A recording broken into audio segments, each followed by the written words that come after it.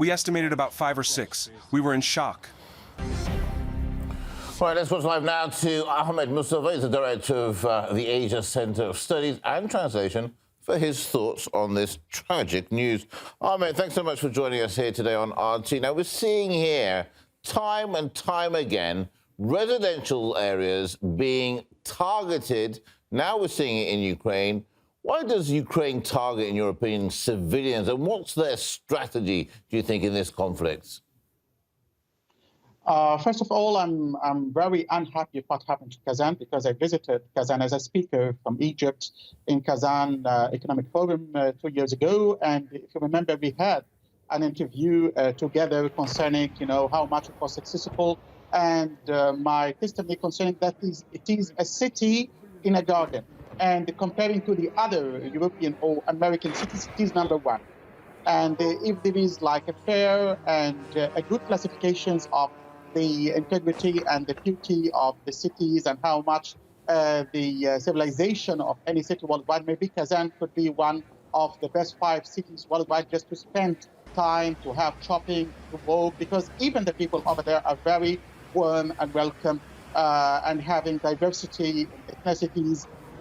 But this malicious attack, especially with the civilians, because we know that the majority of this region, I mean Tatarstan, they are from the Tatar and Muslims, and they want to put like a wedge between the Tatar and the Muslims and President Putin from the other side. This is exactly what the West, especially CIA and MI6, need, because they are controlling this puppet who called Zelensky.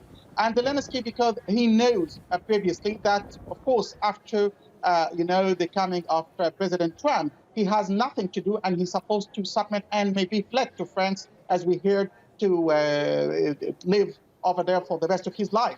But Biden, unfortunately, wants to destroy and want to just examine the restraint and the patience of Russia and President Putin, because we know that Russia can demolish any European countries according to the missiles system they have.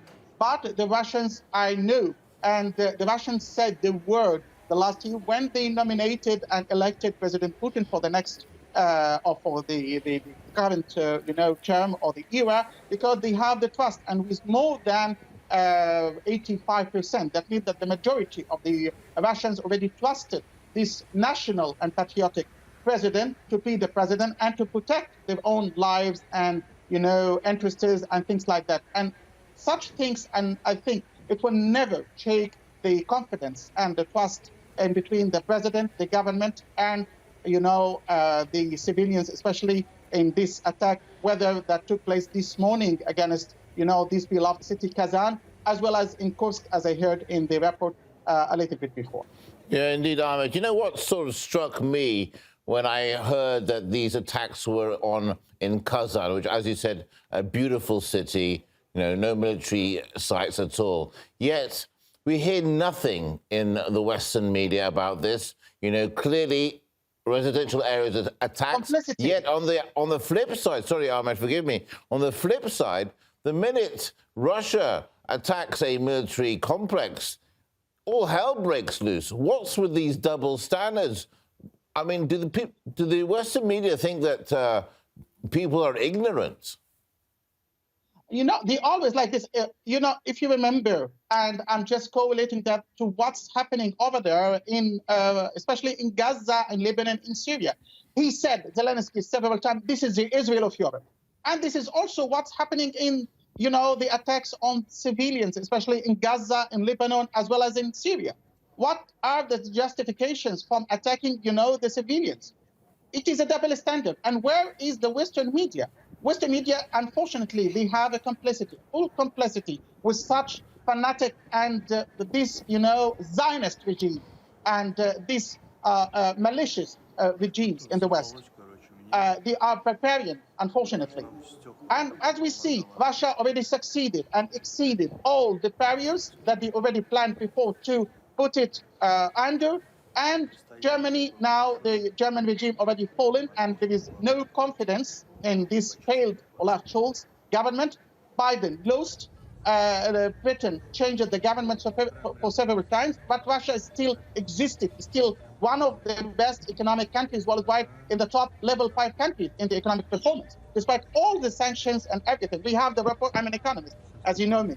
And once I'm saying that, because I know exactly the figures, I know exactly what is the double standard, I know exactly how the British and the American media, especially the Anglo-Saxon and the Zionist media, trying to undermine the mentality of the audience, because unfortunately, most of those audience, especially in the West, they know nothing. But now the good thing that what's happening worldwide, whether in Russia and in Gaza, in Lebanon and Syria, makes the taxpayers now, they are trying to ask and to interrogate such, dirty governments in the West, in the Anglo-Saxon countries. Where is the money? You spent $1 trillion US dollar to make Russia, fail and make Putin fail, but unfortunately you couldn't. This is exactly the question that the Western, ordinary or intermediate, civilian should ask to his government in this regard. And as we see devastation and, destruction everywhere, Biden wants to incinerate and put the world in fire before leaving, but he will not succeed, frankly speaking. Indeed. Ahmed, we'll have to leave it there. Always good talking to you. Thank you so much for your insight. Ahmed Mustafa, Director of the Asia Center of Studies and Translation. Thanks again. Thanks a lot.